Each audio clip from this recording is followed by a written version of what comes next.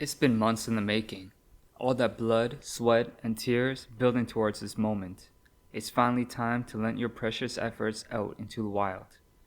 All you can do at this stage is to get it into the hands of your users and hope they get it. Hope that it works out for them. Hope that all that effort was worth it. Hope that it works out for you.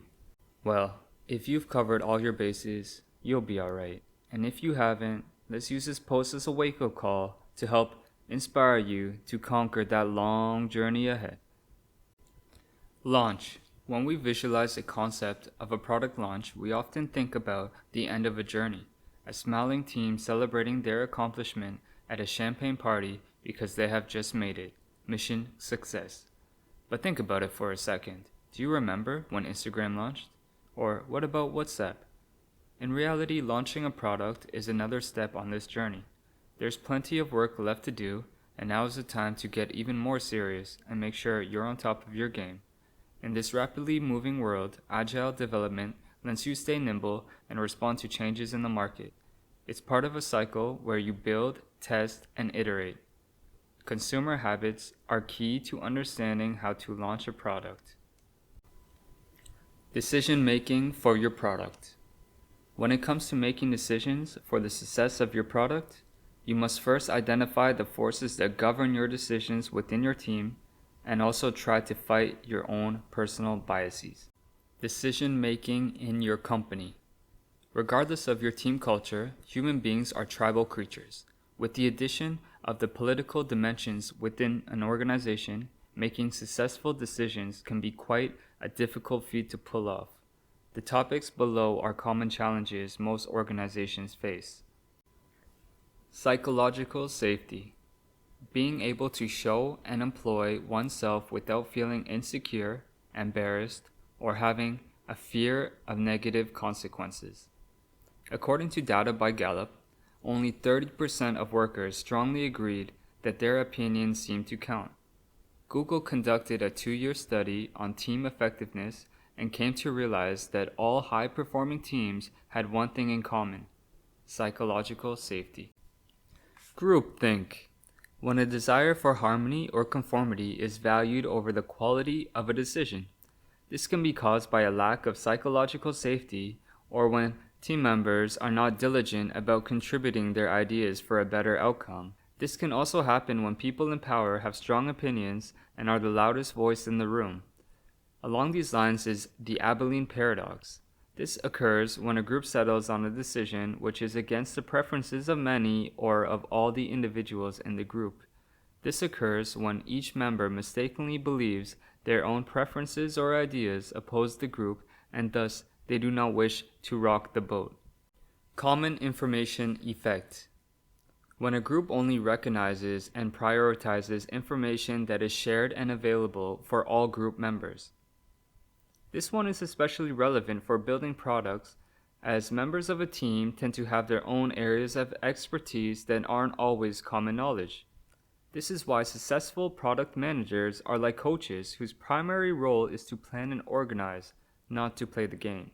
Nonetheless, even with a great product manager, there can still sometimes be a lack of transparency due to politics.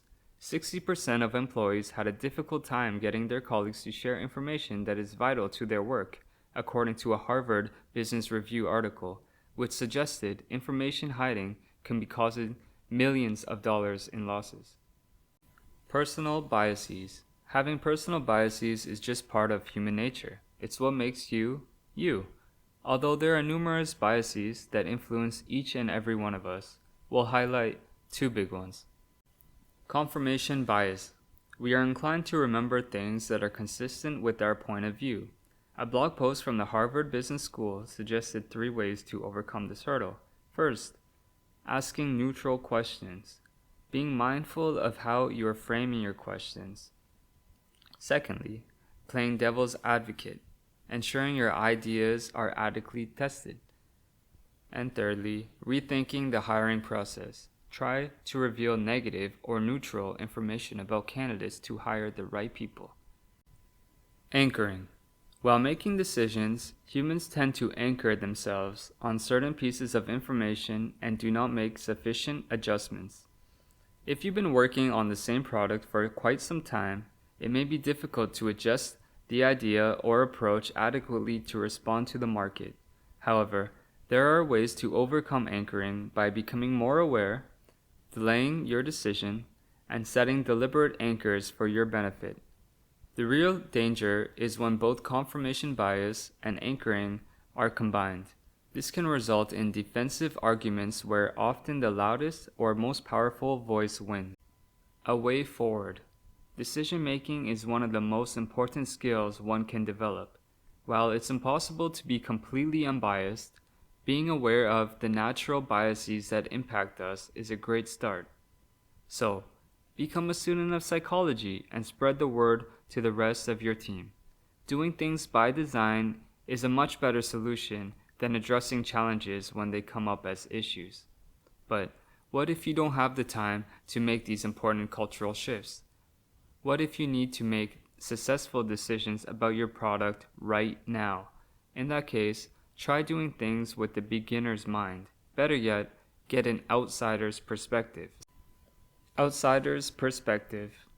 One of the most powerful abilities one can have is the ability to look at things from a completely different perspective. It can enable you to be remarkably observant and an exceptional creative problem solver. But this is definitely easier said than done. When we tend to be so absorbed in the daily aspects of our roles or too emotionally invested in a specific situation that we lack the ability to step back and to think about things differently. This is where an outsider's objective perspective is effective. For example, a web designer can tweak a design over and over again until they can't come up with too many changes, but a tester will be able to identify numerous potential concerns in just their first interaction. The issue isn't that the designer can't see the issues, but rather they are too hyper-focused and invested in the work. A fresh perspective can be the shining light that illuminates a new dimension of opportunities for improvements. So whenever possible, seek external feedback. Don't hesitate to get perspective outside of your core team. When it comes time to test your product, make sure you spend a lot of time testing with real users rather than leaving it to your internal QA efforts. If you're able to do so, this is where hiring a third-party organization can be quite promising. While there are numerous benefits of this, there are some key themes. It allows the entire team to align behind a common goal because it's not one person's idea, but a data-driven insight they can all rally behind. It provides the value of an objective, fresh pair of eyes, which makes it easier to identify issues and opportunities. It brings in the latest solutions and implementation technique based on best practices within your field and across different sectors. It provides a neutral, third-party perspective that is coming without an emotional stake in the decision, resulting on clarity to prioritize your efforts. These are some of the reasons behind why we started Simha Labs. We saw a huge gap in the market and an opportunity to help businesses achieve better outcomes for something so dear to them. We offer several services using the best practices in research and design to ensure new products result in exceptional experiences for users and fit into a clear vision and understanding of the market for business. You've got to start with the customer experience and work back towards the technology, not the other way around.